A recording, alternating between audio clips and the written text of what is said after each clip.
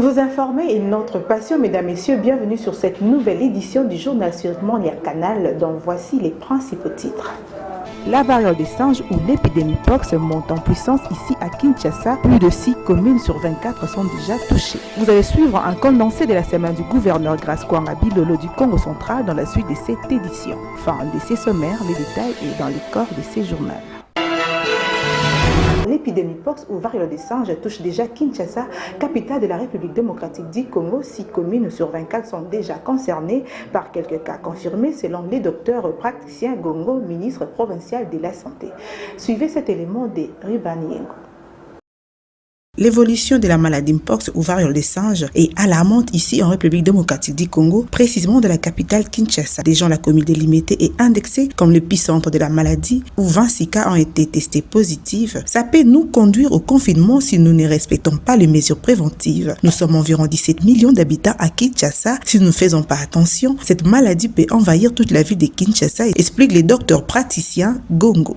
Comment prévenir de la maladie mpox? Voici ce que vous devez éviter pour aider à réduire votre risque de contacter la mpox. Les contacts physiques étroits, y compris les contacts sexuels avec une personne qui a la maladie mpox. Ayez régulièrement une bonne hygiène de main, nettoyez et désinfectez les surfaces et les objets fréquemment touchés chez vous, surtout après avoir reçu des visiteurs. Ici est de signaler que la variole de singe ou mpox a été détectée dans la prison centrale de Makala. 15 détenus ont été infectés. Selon l'INRB, une communication du ministre de la Santé est vivement attendue. Voici les communes touchées par la maladie mpox ou variole des singes ici à Kinshasa, capitale de la République démocratique du Congo. Sélé, Limete, Barumbu, Kassavubu et la commune de Ngiringiri, selon le docteur praticien Ngongo, ministre provincial de la Santé de Kinshasa. La RDC est bien préparée pour faire face à cette épidémie. La population ne doit pas paniquer, elle doit par contre observer les mesures d'hygiène dans les lavages réguliers de mains à l'eau et au savon, à l'usage des solutions hydroalcooliques et aussi les gestes barrières en évitant de toucher les personnes atteintes de la maladie ni leurs objets. La structure puissance de Vital Kamerhe, plateforme qui soutient le président de l'Assemblée nationale, Vital Kamerhe Wakaningini, a effectué une descente dans la commune de Bumbu sous la supervision du coordonnateur national Ali Salomon Gires ce samedi 24 août à Kinshasa. Suivez cet élément.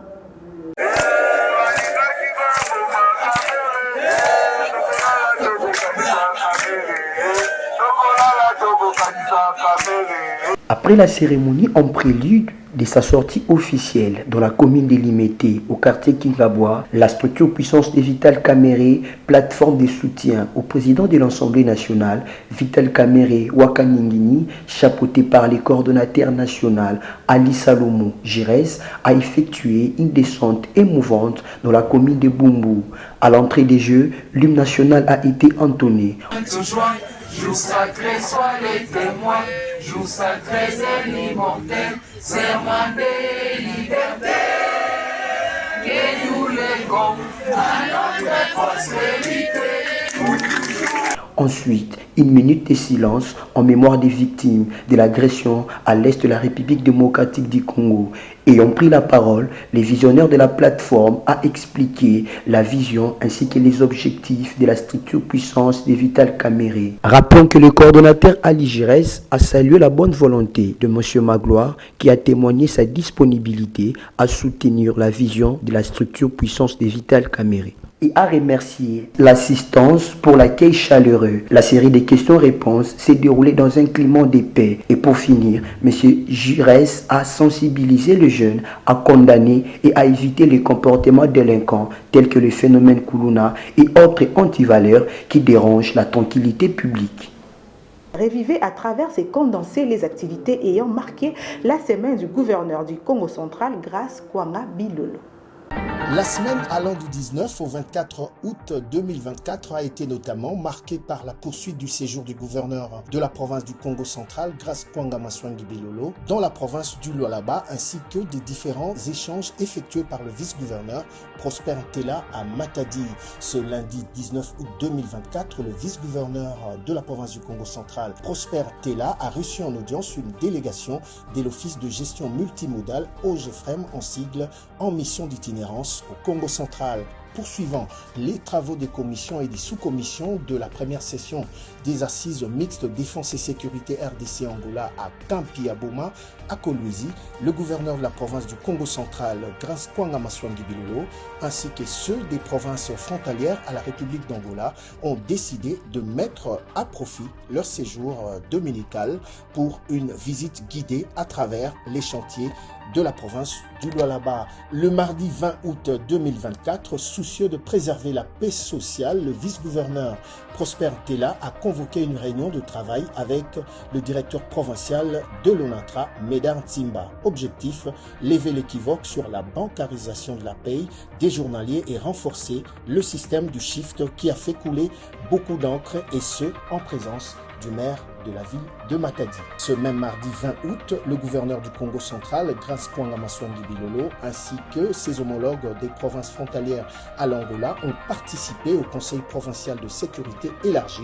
dirigé par le vice-premier ministre, ministre de l'Intérieur, Sécurité, Décentralisation et des Affaires coutumières, Jacquemin Chabani. Un compte-rendu de ce Conseil de sécurité élargi a été fait par Fifi Masuka, gouverneur de la province du Lualaba. Restons toujours dans cette province minière du Lualaba, où le gouverneur Grace Kwanga Maswangi Bilolo, avec ses homologues, ont été reçus ce mercredi 21 août par le vice-premier ministre, ministre de l'Intérieur, Jacquemin Chabani.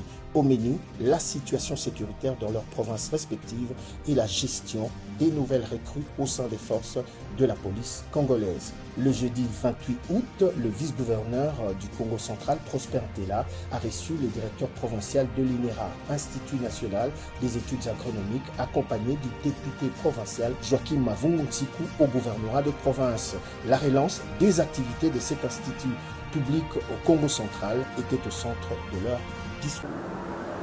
Parlons société. À présent, un incendie s'est déclaré au marché de la Liberté à Kinshasa dans la nuit du samedi au dimanche 25 août 2024. La première ministre de la République démocratique du Congo, chef du gouvernement, s'est rendue sur le lieu du drame pour visiter les commerçants et a perdu leurs biens. La première ministre Judith Suminwa s'est rendue au marché de la Liberté, situé dans la commune de Massina, à Kinshasa, après l'incendie qui a ravagé le pavillon 5 du marché.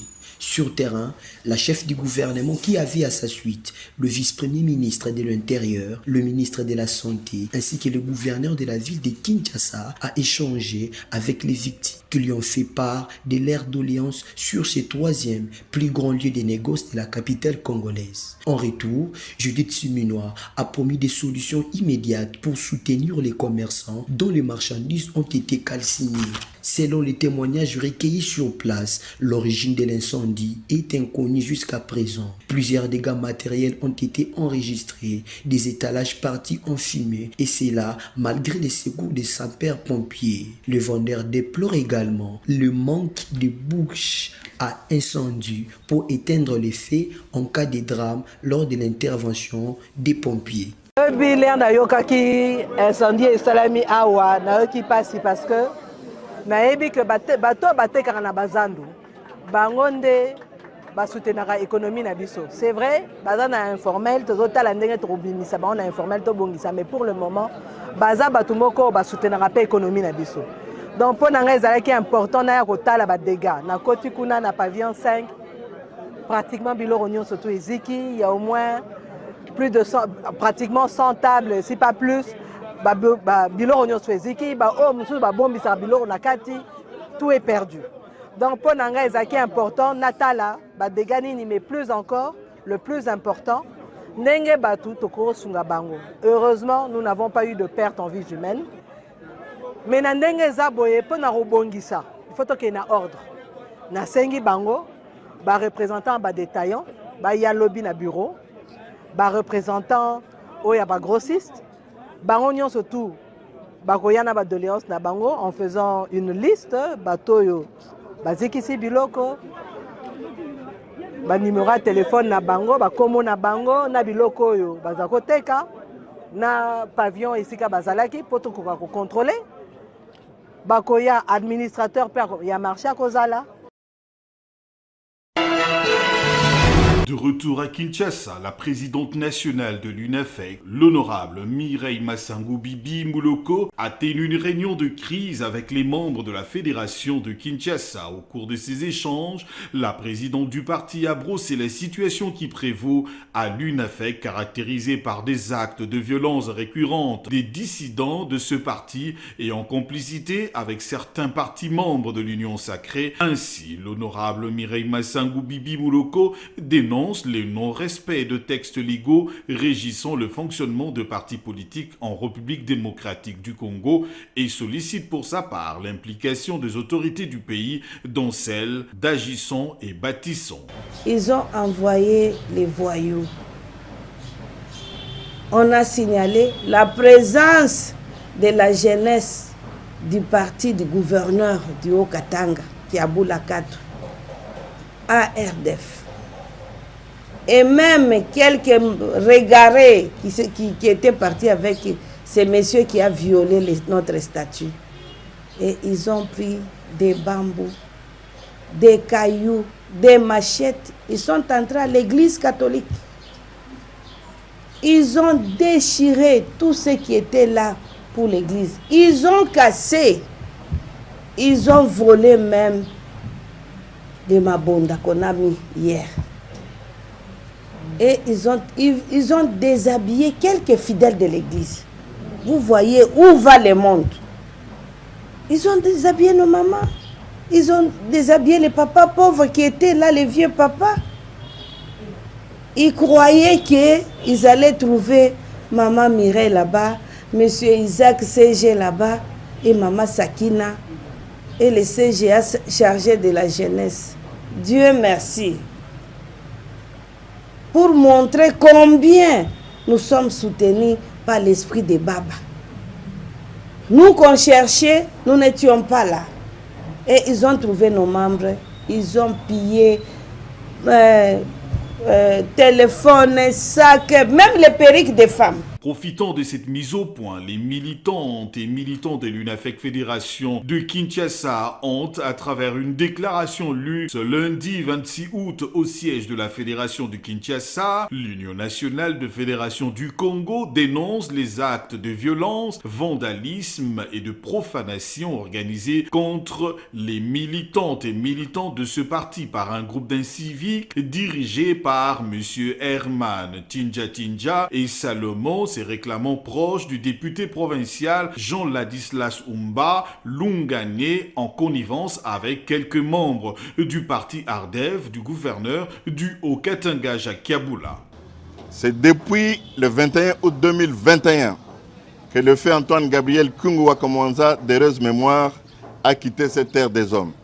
Pour le 3e anniversaire de sa disparition tragique, l'Union nationale des fédéralistes du Congo, l'UNAFEC en sigle, a organisé une série d'activités sur l'ensemble du territoire national. Et Lubumbashi en faisait partie. C'est dans ces cadres qu'une messe d'action de grâce a été célébrée à la basilique Sainte-Marie de la Kenya à Lubumbashi ce dimanche 25 août 2024. Et fort malheureusement, lors de cette célébration, un groupe d'inciviques avec comme tête d'affiche M. Herman Tinja et Salomon, se réclamant adeptes de l'honorable Jean-Ladislas Umba Lungane, pourtant déjà radié de notre parti, ainsi que quelques membres du parti politique ARDEV, ont profané la paroisse et ainsi tabassé les fidèles catholiques et membres de l'UNAFEC, faisant près d'une 60aine de victimes. Il sied aussi de signaler que le président sous-fédéral de Kasumbalesa s'est vu attaqué par les membres du parti politique ARDEV et ont tabassé grièvement quelques combattants de l'UNAFEC à Kasumbalesa. À cet effet, l'Union nationale des fédéralistes du Congo, UNAFEC, à travers la Fédération de Kinshasa, tient à décrier devant l'opinion tant nationale qu'internationale et exprime ce qui suit. 1. L'indifférence totale des autorités provinciales du Haut-Katanga dans le rétablissement de la paix sociale dans cette partie de la province.